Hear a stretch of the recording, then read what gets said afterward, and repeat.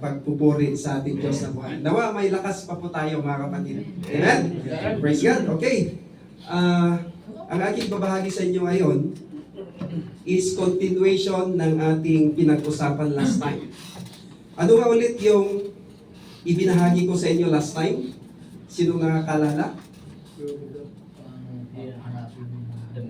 Ayun, alam ni Bro Coco. Ano po? Seeking with God o pagkikipagtagpo sa Diyos. At ang ating key verse is on Proverbs chapter 8 verse 17. At nag-focus lang ako doon sa part na, and those that seek me diligently, or in another version is early, shall find me. This time, we will be focusing on the first phrase na sinasabi, I love them that love me. Let us pray. May request all of you to stand up. Panginoon Diyos, salamat po muli sa mga sandaling ito. Salamat po sa pagkakataon na ginamit mo na naman ang bawat isa sa amin. Nawa sa mga sandaling ito, Panginoon Diyos, lead us, correct us, rebuke us, remind us, Holy Spirit, as I deliver your message to each and every one of us. At ganoon din po, buksan mo po ang puso ng bawat isa upang ang iyong mga salita ay pumasok dito, tumimo dito, ng matiwasay, Panginoon Diyos. Lahat ng ito, we pray in your Son Jesus. In Jesus' name we pray. Amen. Amen. Praise God. Ang aking babahagi sa inyo for today is I entitled here, How to Fall in Love with God.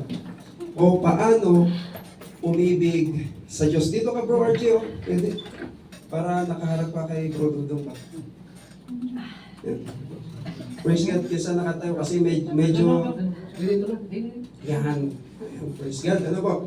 Inuulit ko ang aking babahagi sa inyo ngayon is how to fall in love with God o paano umibig sa Diyos.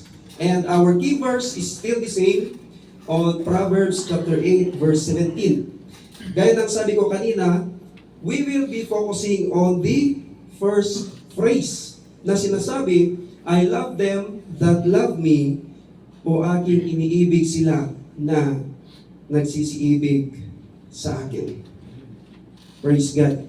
Gaya ng napag-aralan natin last time, dito sa ating pinag-uusapang scripture ay si King Solomon ang writer or human author nito na ginamit ng Diyos. Mas marami siyang naisulat pagdating sa Book of Proverbs o Kawikaan. In this chapter, Proverbs chapter 8, ipinakilala ni Solomon ang karunungan or wisdom bilang isang babaeng nag-aalok ng pagmamahal at pakikipagkaibigan, offering affection and friendship. Kung babasahin natin sa mga previous verses dito sa chapter 8, tandaan na si Haring Solomon ay isang matalinong tao. Wise man. Parang si Bro Brian lang to eh. Wise man. Ano po?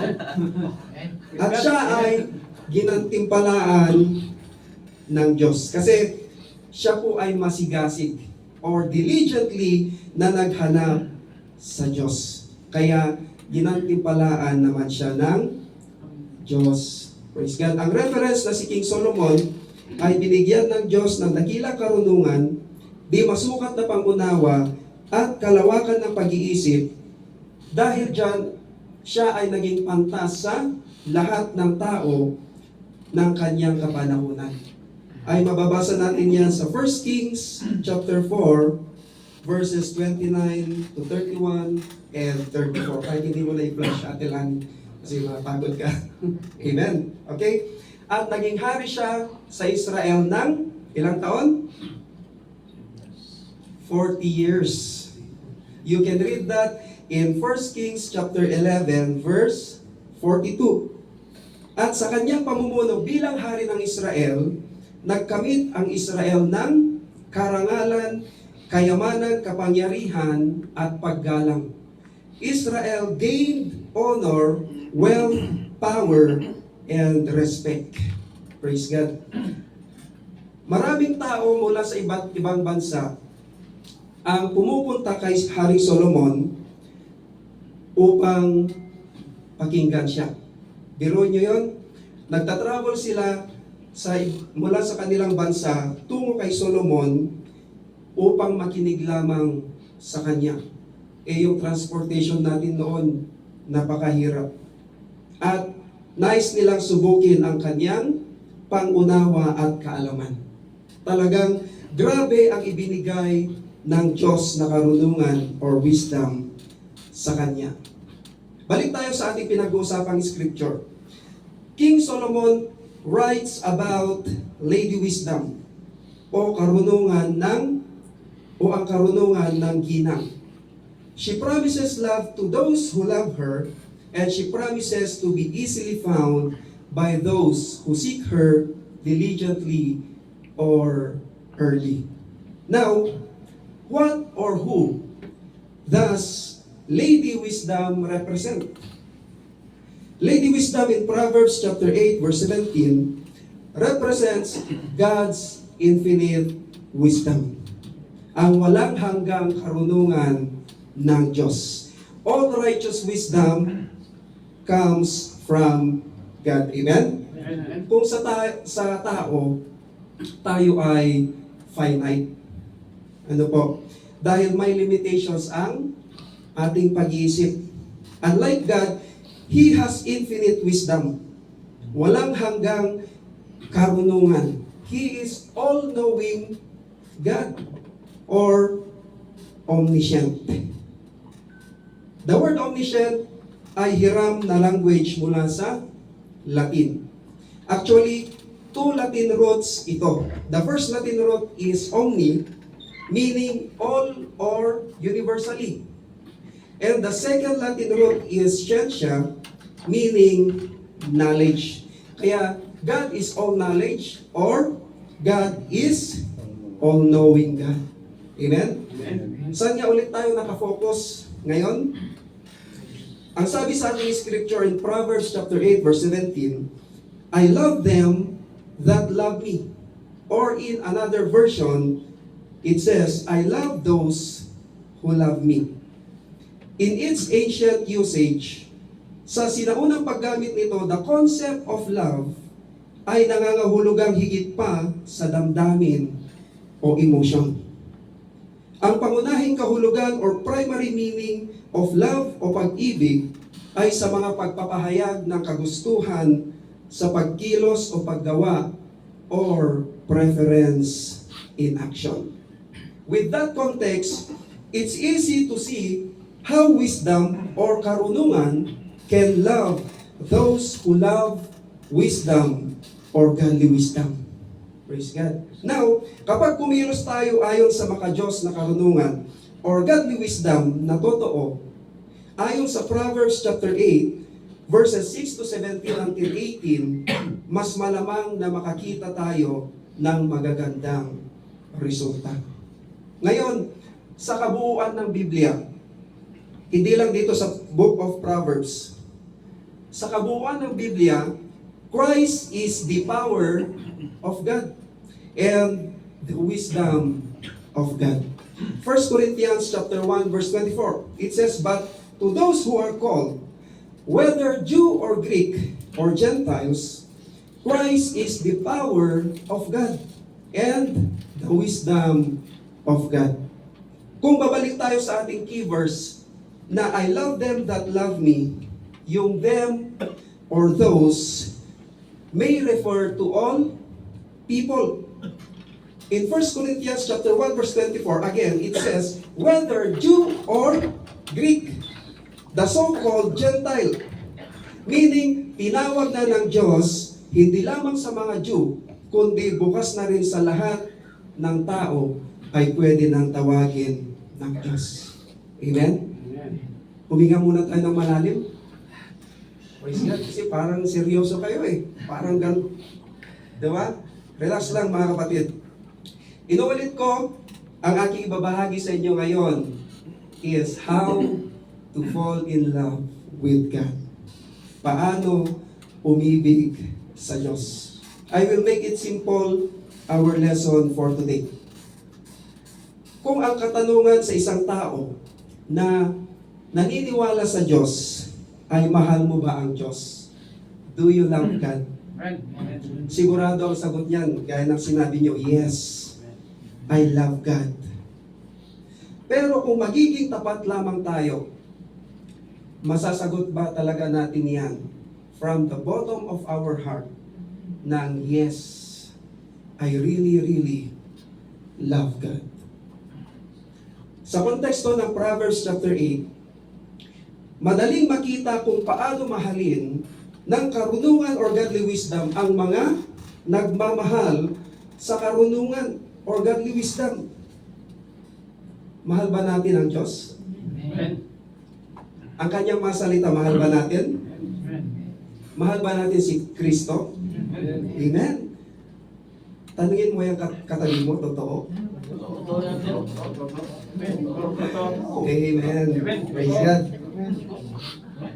The question is, paano natin ito magagawa at paano natin sisimulan ang pagmamahal sa Kanya?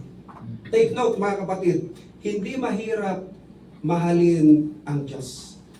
Dahil siya ay pag-ibig, maunawain, mapagpatawad, mapagmahal, at napakabuti. Pero, huwag din nating kakalimutan na ang God is a just God. Or God of justice. Makatarungang Diyos. Kung nais talaga nating tunay na mahalin ang Diyos, kailangan nating gumugol ng oras at lakas sa ating relasyon sa Kanya. Hindi lang sa salita, hindi lang sa emosyon, kundi nakikita sa gawa. May time ka sa Kanya and nag-i-effort ka talaga para sa Kanya. Praise God. Mag-segue lang ako mga kapatid. Lahat tayo ay nasubukan ng ma-inlove sa isang tao. Tama? Praise God, no? In love pa rin ito sa kanyang asawa. Yan, dapat. Amen?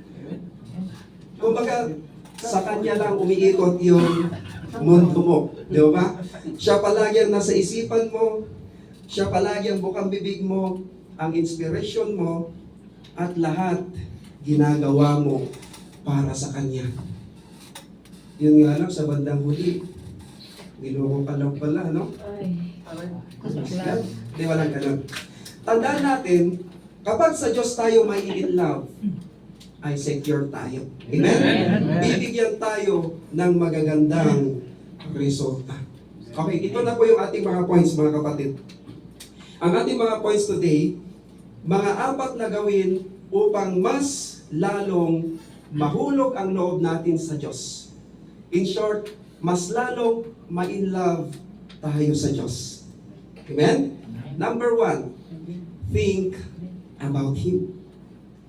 Given na yung mahal tayo ng Diyos, given na yung iniisip tayo ng Diyos para sa ating pag-unlad at kabutihan. Sa katunayan, siya ang unang umibig sa atin bago pa natin siya matutunang ibigin. Ano katibayan? In 1 John chapter 4 verse 9, it says, we love because He first loved us. Grabe, alam ni Bro Clint, no? Baka paborito niya ito. Praise the Lord. Bakit kailangan nating isipin ang Diyos araw-araw?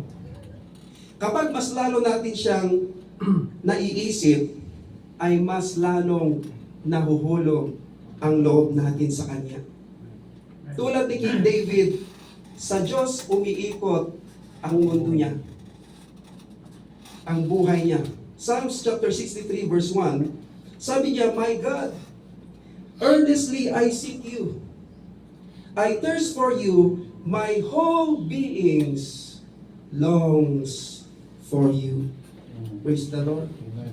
Kapag sa bawat ginagawa natin, ay naiisip natin ang Diyos o ang Kanyang mga salita at pangako, mayroon tayong joy, patience, peace of mind, at may iwas tayo sa masasamang gawain at masasamang pag-iisip. Kasi i-remind tayo ng Kanyang mga salita na masama yan. Makakasira yan sa pag-iisip. Makakasira yan sa relasyon mo sa iba at sa Kanya. At may pangako siya na panghahawakan natin. Amen? Kapag lagi natin iniisip ang Diyos, ay siyang unang tatakbuhan natin o lalapitan natin kapag may mga problema mang babangon. Amen? There is one Christian song na ang title is When I Think About the Lord. Sobrang napakaganda ng lyrics o ng message ng song. Biblically talaga na makakatulong to minister in our hearts. Baka alam nyo ito. Ganito yung lyrics, mga kapatid. Basahin ko na lang, hindi ko awitin kasi hindi ko kayang kantahin eh. Sabi doon, when I think about the Lord, how He saved me, how He raised me, how He filled me with Holy Ghost, how He healed me to the uttermost. When I think about the Lord, how He picked me up and turned me around, how He set my feet on solid ground, it makes me want to shout, Hallelujah. Thank you, Jesus. Lord, you're worthy of all the glory and all the honor and all the praise. Kapag inawit mo yan ng paulit-ulit with all your heart, baka mapapaluha ka. O kaya'y mapapasigaw ka ng hallelujah. Ano nga ulit ang hallelujah? It is praise the Lord. Praise God sa ginawa ng Diyos sa ating buhay. Kung paano Kanya niligtas, binago, pinagaling, kinomfort, itinaas nung ikaw ay down na, pinalakas nung ikaw ay hinang-hina na, at binigyan ng pagkakataon upang magpatuloy sa buhay na inilaan niya para sa iyo. Amen? Napakabuti ng Diyos, di ba? Amen. Yung iniisip mo na siya'y isang kamanghamanghang tagapaglikha, amazing and marvelous Creator. In Psalms chapter 149 verse 14, it says, you are fearfully and wonderfully made. Ganyan tayo nilikha ng Diyos. Baka naman sasabihin mo, bakit ako fearfully made lang? Huwag ganon, mga kapatid. You are the apple of the eye of the Lord right now. Because you are His sons and daughter. Amen? Kung iniisip mo na siya lamang ang iyong tagapagligtas, wala nang iba. Yung iniisip mo kung gaano siya kabuti sa buhay mo, sa kabila ng lahat ng ginagawa mong laban sa Kanya. There was a time, nagising ako in the middle of the night. At iniisip ko kung gaano kabuti ang Diyos sa buhay ko. Alam niyo mga kapatid, basang-basa yung unan ko ng luha at ay. Yung iniisip mo pa lang ang mga blessings na ibinibigay niya, maliit man o malaki. Simpleng halimbawa, healthy tayo at ang ating mga pamilya. Yung iniisip mo palang pagkagising mo sa umaga ay may ibinibigay na siyang panibagong buhay, panibagong lakas at pagkakataon. Lalo na yung kaligtasan, kapayapaan at buhay na walang hanggan. Amen? Isipin mo, parang hindi ka panipaniwala na ang Diyos ng San Sinukob, the God of universe, ay nagmamalasakit at nagmamahal sa atin. He cares and loves us. Amen? Kapag naiisip natin how amazing God is, at ang pagkamanghang iyan ay nagbibigay or binibigyan tayo ng inspiration at pumupuno sa ating puso ng pagmamahal at pasasalamat, mas lalo talagang nahuhulog ang loob natin sa Kanya. Amen? Amen. Mas lalong mai-inlove talaga tayo sa Diyos. Kapag naiisip mo na God is so amazing sa buhay natin. Amen? Amen. Do we think God in our daily lives. After ng church service, or in a few days, or in your own room, or in your working place, in good times and bad times, naiisip mo pa rin ba kaya ang Diyos? Sabihin mo nga dyan sa katabi mo, always think about the Lord.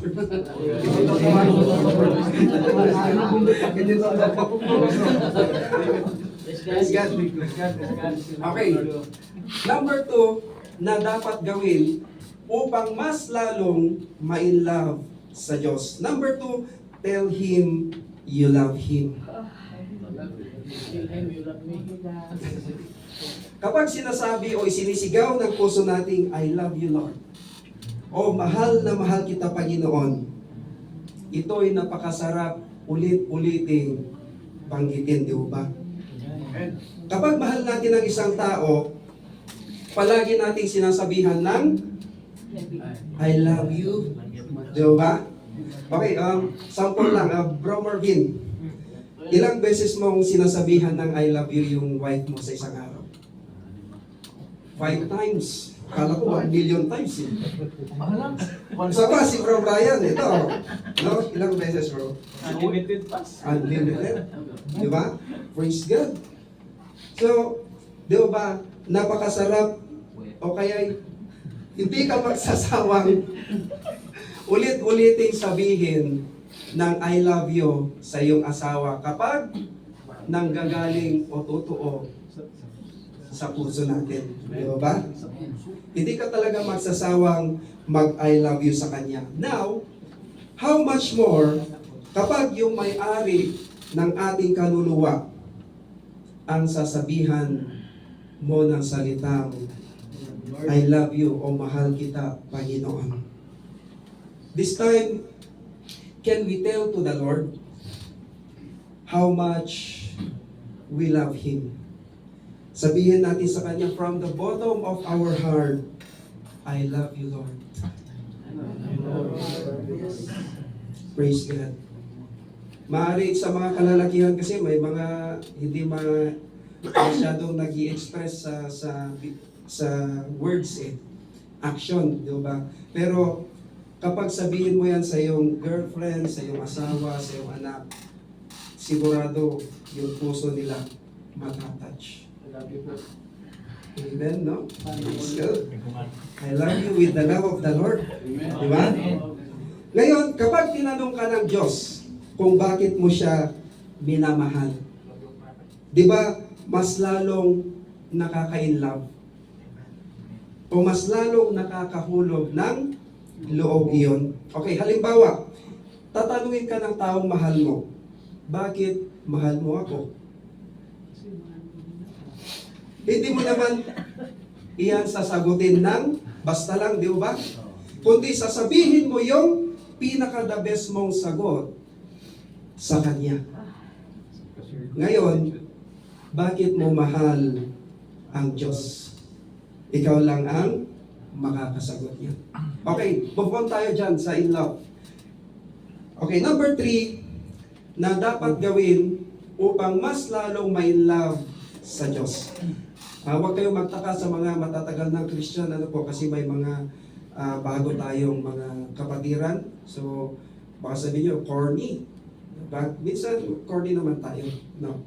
Okay, number 3, spend time in His presence. Remember, no relationship can grow without time spent together. Amen. Ganon din sa ating relasyon sa Diyos. How do we spend time together with our God? Paano tayo gumugol ng oras kasama ang ating Diyos? Paano? Amen? Okay?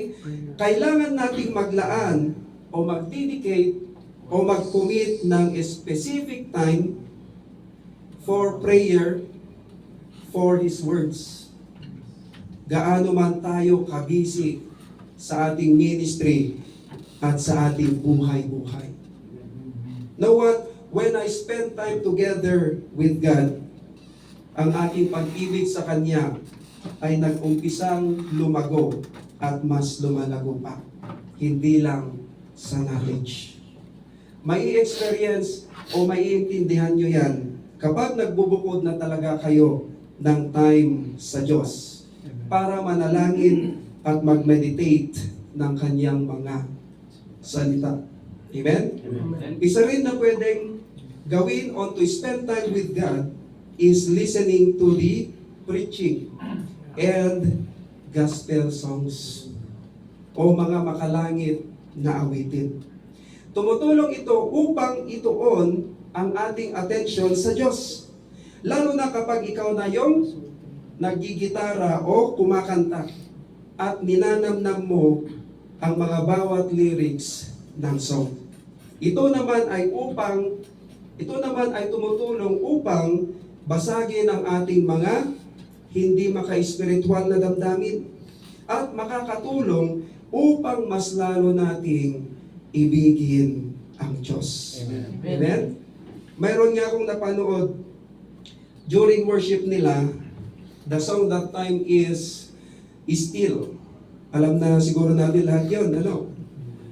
Ang ginawa ng isang lalaki, that time is umiyak lang ng sobra. Maaring naiintindihan niya yung lyrics ng song, not just the tone of the song. Hindi natin alam yung pinagdadaanan niya. Maaring the lyrics of the song, which is biblically, ay nangungusap sa kanya o nare-realize niya ang kabutihan ng Diyos sa buhay niya. Di ba? Napakaganda ng lyrics ng Still. Number 4, upang mas lalong ma-inlove sa Diyos na dapat natin gawin. Number 4, choose to do everything out of love for Him. Piliin na gawin ang lahat dahil sa pag-ibig sa Kanya. Ito yung taos-puso mong ginagawa, sincerely and wholeheartedly. Dahil ang pangunahing kahulugan or primary meaning of love o pag-ibig ay sa mga pagpapahayag ng kagustuhan sa pagkilos or preference in action. Meaning, di ka napipilitan. Bukal sa loob mo o kusang loob mo itong gagawin. At wala kang inaasahan na kapalit. And that is pure love on God. Ginagawa mo ang lahat dahil lamang sa pag-ibig sa Kanya. Kapag gano'n ang ginagawa mo, ay pagpapalain ka rin ng Diyos at mai-enjoy mo ang paglilingkod mo sa Kanya. Dahil dyan, mas lalong nahuhulog ang loob mo sa Diyos. Amen? Amen. I encourage everyone na gawin natin sa pag-ibig or out of love simula sa ating ministry sa simbahan. Ano ang mga halimbawa nito? Tulad ng preaching, teaching, prayer ministry, music ministry, transportation ministry, kitchen ministry, and giving ministry. Hanggang sa pangkaraniwang gawain natin. Gawin natin sa pag-ibig sa Diyos. Amen? Amen. Tulad ng sa ating trabaho, pamilya, pagtulong sa kapwa, at iba pang mabubuting gawa. Amen. Praise God. Ang kagandahan nito, kapag ginagawa natin ang lahat dahil sa pag-ibig sa Diyos, ang ating mga motibo ay nababago. Dahil ginagawa natin ang isang gawain ayon sa pag-ibig sa Diyos. At dahil dito, mas lumalago pa ang ating pag-ibig sa Kanya. Amen? Tingnan nyo, kung dati ang motibo mo ay gusto mong magpasikat, dati ay gusto mong ipakitang ikaw lang ang pinakamagaling at magaling sa lahat, pero ngayon ay iba ka na.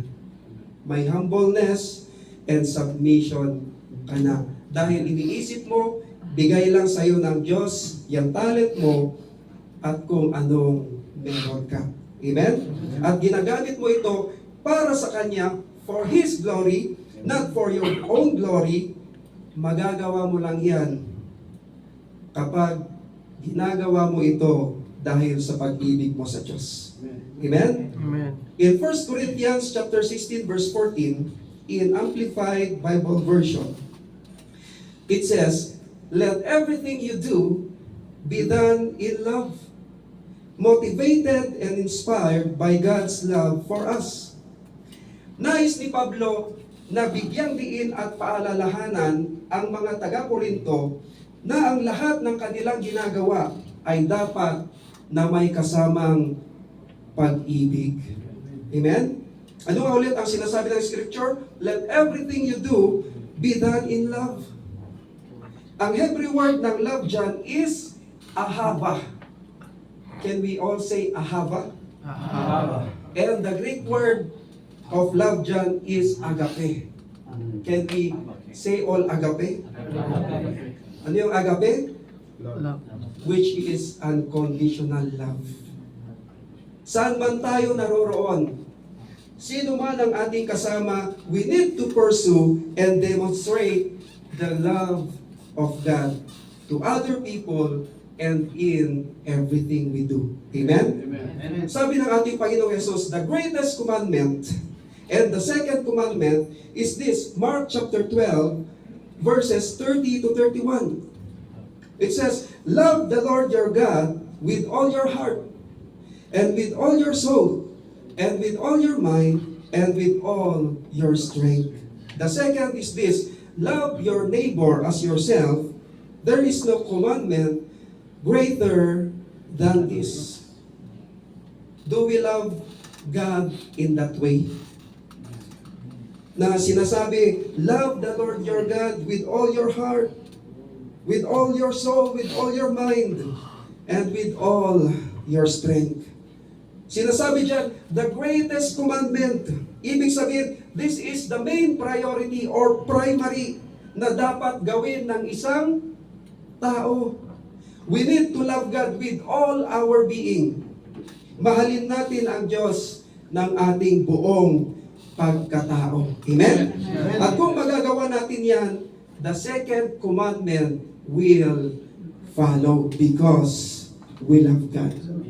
Gaya ng sinasabi ni John sa 1 John chapter 4 verse 19, we love because He first loved us. Natutunan nating ibigin ang Diyos dahil Siya ang unang umibig sa atin. Yan yung nagbibigay sa atin ng motivation and inspiration behind everything we do. Brothers and sisters, think about God. Tell God you love Him, spend time in His presence, and choose to do everything out of love for God. Upang mas lalong mahulog ang loob natin sa Kanya o mas lalong mapamahal tayo sa Kanya. Sa ating pagtatapos, mga kapatid, smile lang. Tapos agad, ha?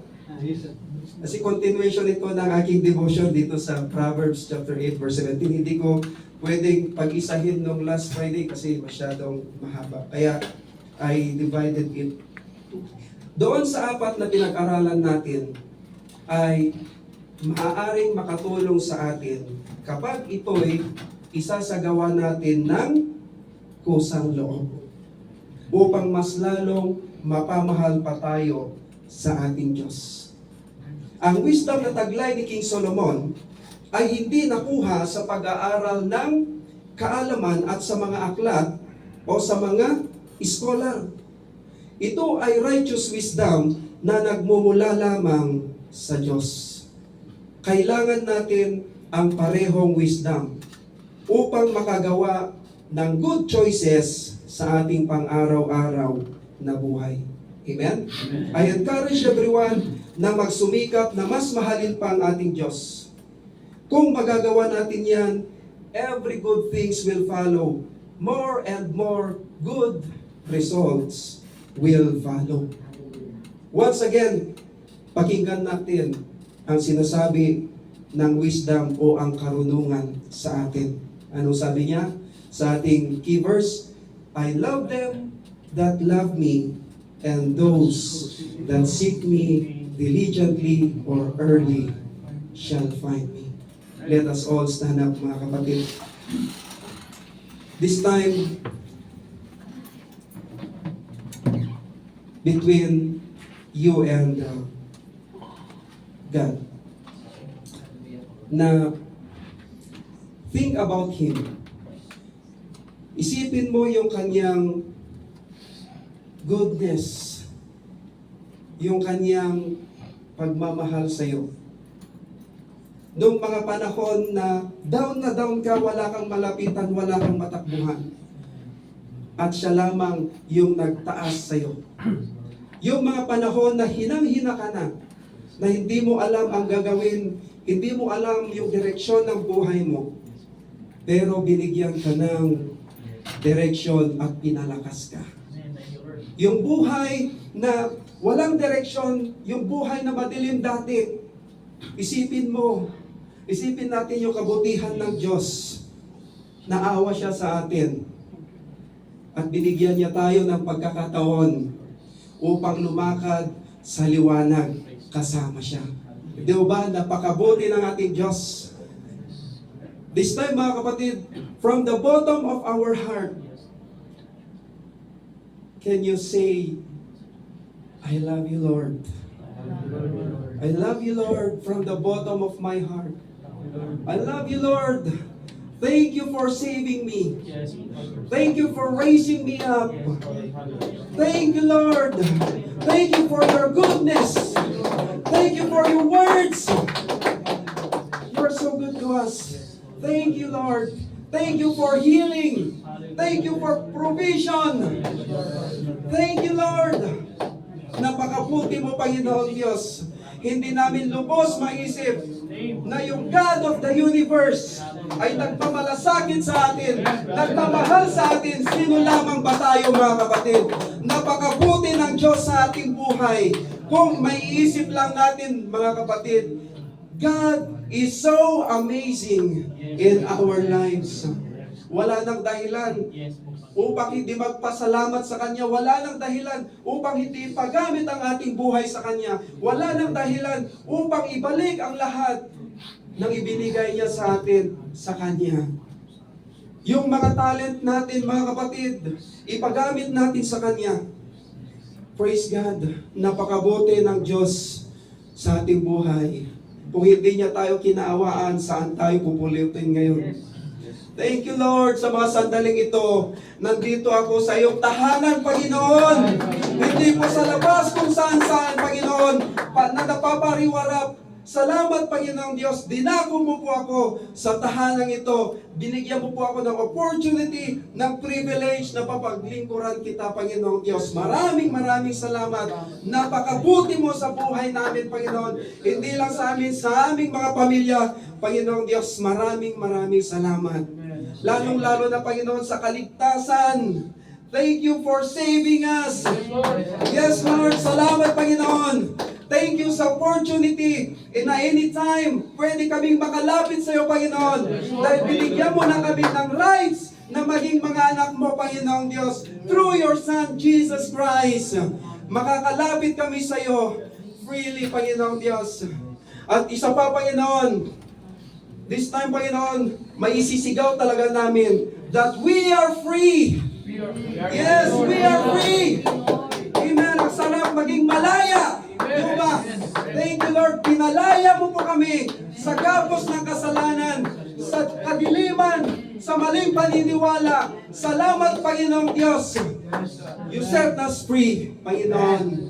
Napakabuti mo po sa aming buhay. Maraming salamat, Panginoong Diyos. Salamat sa wisdom na ipinagkakaloob mo po sa bawat isa sa amin. Ito ay nakakatulong sa aming pang-araw-araw na pamumuhay. Panginoong Diyos, nawa, samahan mo po kami hanggang matapos po ang church service na ito, Panginoong Diyos.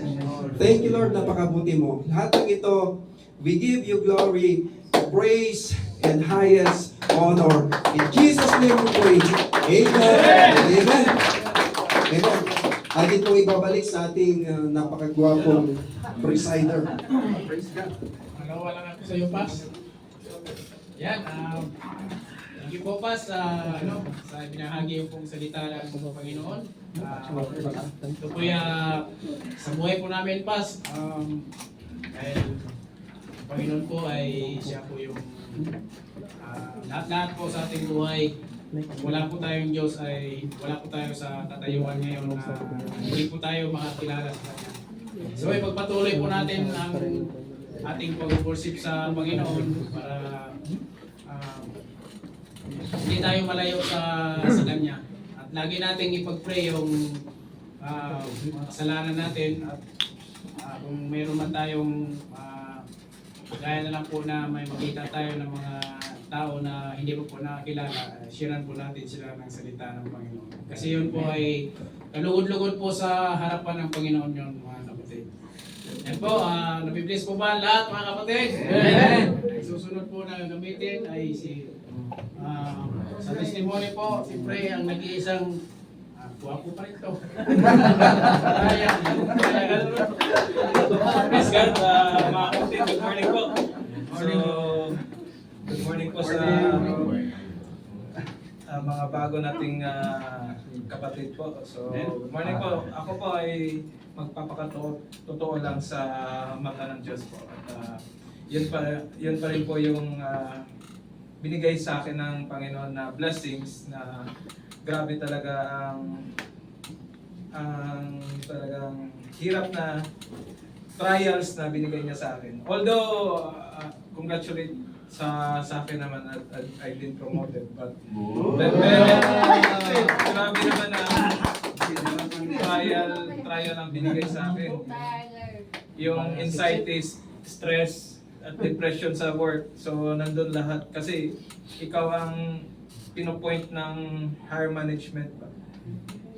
So, yun nga, wala na akong oras sa pamilya at naglalamig din ako sa Panginoon. And I was pray always na, Lord, tulungan mo ako sa trabaho nito kasi ako lang mag-isa. At yung ni-request ko pa si bro na Glenn pa. So kakayanin ko alang-alang sa kumpanya at sa pamilya namin. So hirap talaga mga kapatid kasi yun dun sa site, sa taas ni una, polluted. Pangalawa, crowded at saka yung pressure ng trabaho nandun lahat.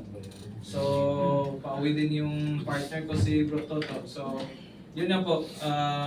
Lahat ng mga reports, lahat sa dinudulog lahat sa akin. So, yun lang. One man is one island tayo mga kapatid sa ngayon.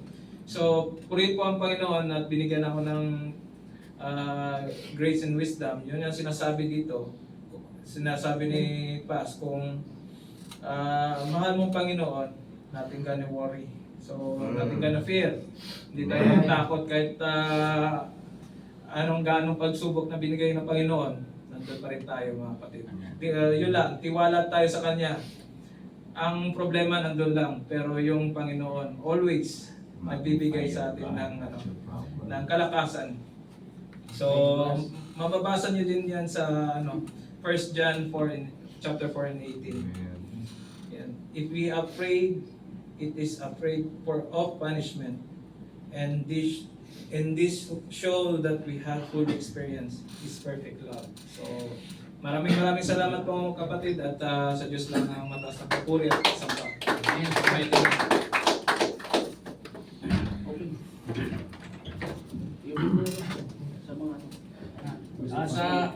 Meron pa ba po mga kapatid na magbigay ng yung ginawa ng Panginoon sa pang-araw-araw rin nyo na mga blessings. Kung wala po, ay mapipilitan tayo na hindi mapipilitan. Ako ang magtitestimony sa ginawa ng Diyos sa buhay ko. Ayan, mga kapatid. Dati po kasi talagang mahihain din po ako. Doon sa kapila ko dati, sinasabi ko kasi naiya talaga ako. Pasalamat ako sa mga kapatiran kasi kahit na minsan hindi ako nakakadalo. Yan, ni-inspire talaga ako na manuwa kasi napakahalaga po na makarinig tayo ng salita ng Panginoon, mga kapatid. Ang Panginoon kasi talagang binibigayan na ng katuparan yung humihiling sa pangalan niya. Totoo po yan. Kasi pagka nagdasal tayo ng time sa Kanya, bibigay niya yung karapat-dapat na ipagkaloob sa iyo. Amen. Di ba mga kapatid, yun po, thanks God po dahil wala na po yung yung yapo po sa harapan ninyo. Dahil hindi ko po kayo nakikita, ang Panginoon po yung nakikita po sa talagang sa Panginoon lang po ang kapulitan. Meron pa ba?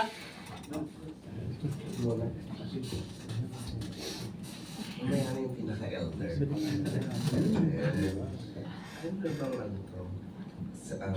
Amen. Praise God. No? Amen. So ako magpapasalamat kay Lord dahil sa sakit na binigay sa akin. So I've been suffering severe sa black bone ko dito. Black bone. Sa aking backbone na medyo 2 weeks na itong I'm carrying it for 2 weeks and continuous healing lang yun. Now it's okay. I can manage na and yun. From Leyte. So, manageable naman yung pain for now. Pero, yun nga, one after another yung naging, I think nag-deteriorate yung aking resistensya for the past 3 weeks. From back pain and then nagkaroon ako nitong colds and cough. And yeah, ang dami kong medication sa loob. Nakakaano. Hindi ko alam kung ano yung unahin ko. Pero still, praise God. Dahil nakapag-serve tayo kay Lord. It will not hinder your illness or yung health natin will not hinder. Hindi maghihinder yun para tayo ay patuloy na mag-serve kay Lord. And I praise God dahil sa ating industrious and very helpful hand na ating mga kapatid. And sa prayer nyo, prayer ng bawat isa, look at, meron na tayong stage, although medyo mahal, napamahal yung ating out of budget na nga itong natin dito. And then yung ating brick wall then, medyo napamahal na po talaga siya, out of budget. One year po nating tuyo ang kakainin natin every week, Friday. Out of budget. No, what I mean is, kidding aside, praise God, dahil as you can see, nag-i-improve yung church natin. And praise God dahil sa prayer, actually, we prayed na sana meron tayong makuha or maganoon. So, ayun, libre po lahat yan. Itong pinatayan ko na to is libre. Kasi ito ay nakuha ng ating kapatid. Si Sir Glenn, si Bro Glenn, dyan sa labas. And isang buong paleta. We're thinking of parang dikit-dikitin yung 4 or 3 paleta. But in God's grace, bigyan tayo ng isa or 2 paleta. Mas may sobra pa nandoon. Baka may gusto gumawa ng kama. Meron po doon, single po sa labas. Diba? And then, itong carpet, we thought na medyo mapapamahal tayo. But praise God again, kasi dahil kay Sister Lani, ay nakamura tayo. We bought it cheaper. Like scrap. Hindi namin alam na pwede palang makakuha ng scrap or something. Pero sa idea niya, ito. Yun. So, praise God. So, medyo masarap ng kapakan siya. Sarap na tumayo. Kaya encourage everybody na mag-testify na po kayo. No? Pakita niyo yung grace, yung goodness ni Lord sa inyo. Masarap ng feeling na tumayo sa harapan. So, yun pa. So, sino pa ang susunod? Amen. Praise God. Good morning. Magpapasalamat na ako sa Panginoon sa kalusugan. Kasi last week, yun nga, nagkaano ko, sinus, masakit yung ulo ko for 4 days. Ayun, nagpa-check up ako, hindi ko alam kung bakit sinus yung ano ng doktor, di naman na tinignan eh. Wala sa check up na ginawa, ano lang eh, blood pressure lang, height, weight, tapos biglang gano'n na yung ano niya, finding. So nagresita siya ng gamot, praise God, nawala naman yung sakit ng ulo. So baka nga sa sinus din yun. Sabi niya kasi mas masakit yung ulo ko dahil sa sinus. Yung cause ko yun, cause daw yun ng sinus, sabi niya. So yun naman po, papasalamat ako kasi nga, kasi usod talaga yung sakit na yun. So ingat-ingat po tayo mga kapatid. So yun naman po. Sige. Mahal ba naman to? Ito sa 12 reals. Praise God, ako'y magpapasalamat sa Panginoon dahil sa napakagandang bagay na ginawa sa aking buhay. Hindi naman ligid sa kalaman ng marami yung nangyari sa akin dati sa health ko, di ba? Tapos, well, ang iti-testimony ko naman ngayon, bigyan ako ng siguro mga isang oras yun. Ang testimony ko ngayon ay yung related dun sa sinabi ni Pastor at saka yung sa kinanta natin kanina na mula tayo sa dilim, tayo din nakataspo ng liwanag. Mga kapatid, maraming nakakalam lalo na sa kapatid ko ni Kuya Oliver. Alam niya ang buhay ko dati. Sabi niyo, droga, alak, mga kabulustugan, yung mga pinagagawa, lahat talaga, babae lang talaga hindi ko naranasan.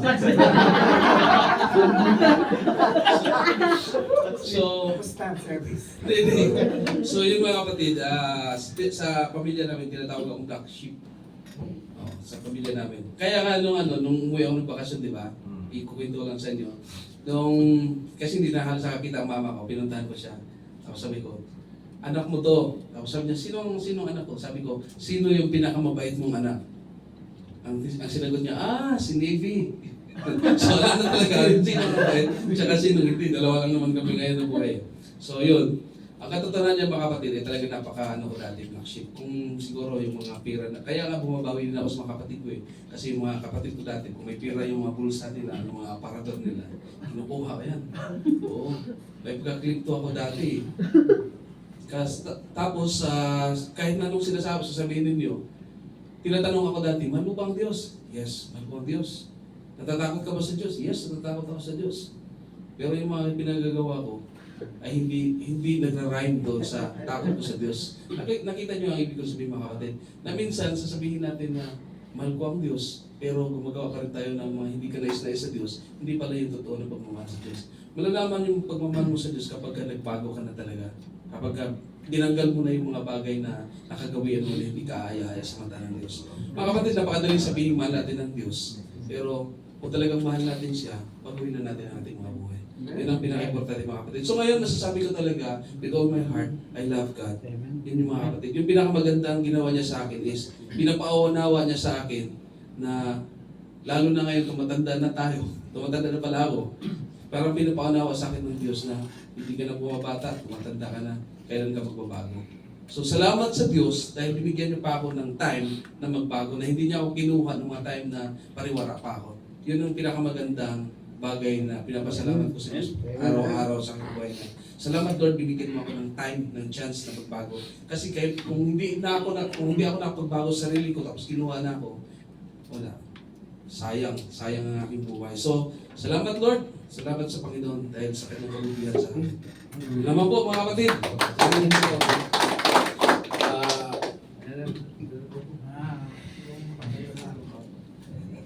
Wala na ba? Yung mga bakasyon Yan po, salamat po sa mga nag-testimonies po sa ginawa ng Panginoon sa mga buhay natin. Ako po sa susunod.